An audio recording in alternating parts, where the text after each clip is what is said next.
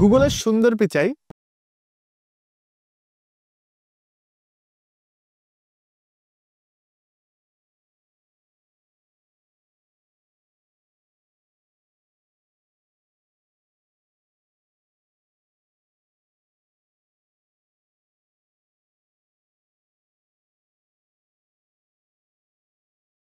শুরু করা যায়। রোড টু বিকামিং সিও বইতে বলা হচ্ছে যে আপনাকে যদি সিও হতে হয় তাহলে আপনার কিন্তু তিনটা আসলে যোগ্যতা দরকার বা তিনটা জিনিস দরকার। নাম্বার 1 হচ্ছে আইকিউ, এরপর দ্বিতীয় যোগ্যতা হচ্ছে দক্ষতা অর্থাৎ স্কিলস, অর্থাৎ কোনো কাজ সুন্দরভাবে করতে পারা, এটার জন্য কিন্তু আপনাকে প্র্যাকটিক্যালি কাজ করতে হবে। এরপরে 3 নম্বর যোগ্যতা হচ্ছে ইমোশনাল ইন্টেলিজেন্স, অর্থাৎ একজন মানুষ ইমোশনালি কতটা কম্পিটেন্ট তার উপর নির্ভর করে তার ভবিষ্যতে সিও হওয়ার সম্ভাবনাটা।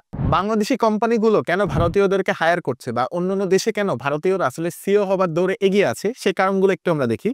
যেমন ভারতের ভৌগোলিক, ধর্ম, বর্ণ, সংস্কৃতি সমস্ত বিশ্ব সংস্কৃতির প্রতিরূপের মতো এখানে নানা জাতির ধর্মের মানসিকতার মানুষের সাথে প্রতিনিয়ত সংগ্রাম করে কিন্তু টিকে থাকতে হয়। ভারতীয়দেরকে সবার সাথে তাল মেলাতে হয়। এদের মধ্যে যে গুণাবলীর সমাহার প্রায় সব সিওদের মধ্যে দেখা যায়, তার মধ্যে হচ্ছে কি কি উল্লেখযোগ্য দেখেন, যেমন humanity, understanding, relationship, collaborative, deal maker, mastery, fearless, transformational, math and science, engineering, visionary, communicator.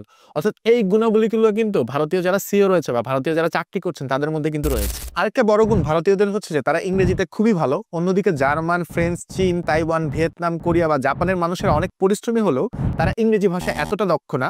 ইংরেজিতে কমিউনিকেশন করতে তারা অনেকটা পটু না, কিন্তু ভারতীয়রা কিন্তু ইংরেজি কমিউনিকেশনে বেশ এগিয়ে আছে। আর ইন্ডিয়ান মানুষজনকে সিও হিসেবে নেওয়ার আরেকটা ব্যাপার যেটা হচ্ছে যে ব্যবসার অন্যতম প্রধান দায়িত্বই কি জানেন, সেটা হচ্ছে সীমিত সম্পদ দিয়ে সবচেয়ে বেশি প্রোডাক্টিভিটির নিশ্চয়তা দেয়া।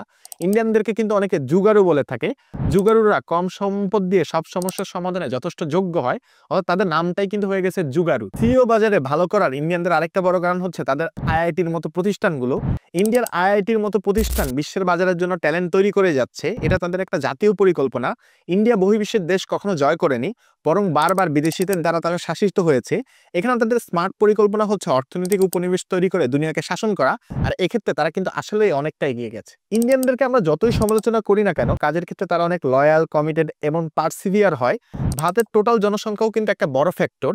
বহুজাতিক কোম্পানিগুলোর ভারতের বাজার ধরার জন্য ভারতীয় সিও নিয়োগ দেওয়া একটা প্ল্যান হতে পারে, তবে যোগ্যতাই কিন্তু সবচেয়ে বড় চাবিকাঠি, আর যেদিক দিয়ে আমরা কিন্তু আসলে অনেকটা পিছিয়ে আছি। আর এই বইতে লেখক বলছেন যে আমাদের দেশের ছেলেমেয়েদের মধ্যে ব্যবসা পরিচালনা করার যোগ্যতার ঘাটতি দেখে আমাদের শিল্প মালিকেরা বাধ্য হয়ে প্রতিবেশী দেশগুলো থেকে সিও আমদানি করছে।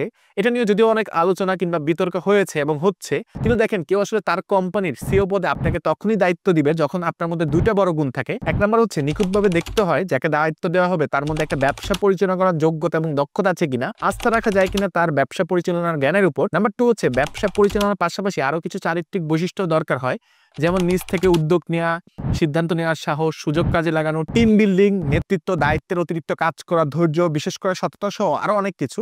সো এইভাবে আসলে সিও হতে আপনার কি কি গুণ দরকার, কেন আমরা পিছিয়ে আছি, ভারতীয়রা কেন এগিয়ে আছে, বা আসলে টোটালি আপনি সিও হওয়ার সম্ভাবনা বা সেই স্বপ্নটা আসলে কিভাবে দেখা শুরু করবেন, সেগুলো নিয়ে বিস্তারিত কথাবার্তা বলা হয়েছে নজরে Jilani road to becoming CEO এই চমৎকার বইটাতে।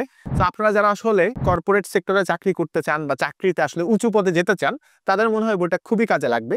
সো এই বইটা থেকে আপনি যদি আরো আলাপ শুনতে চান সেটা কিন্তু কমেন্ট করে আমাকে জানাতে পারেন। আর হ্যাঁ, নেক্সট আপনি কোন বইয়ের ভিডিও দেখতে চান সেটাও জানালে আমি খুবই খুশি হব। আর ভিডিওটা যদি আপনি শেয়ার করেন তাহলে তার কথাই নেই।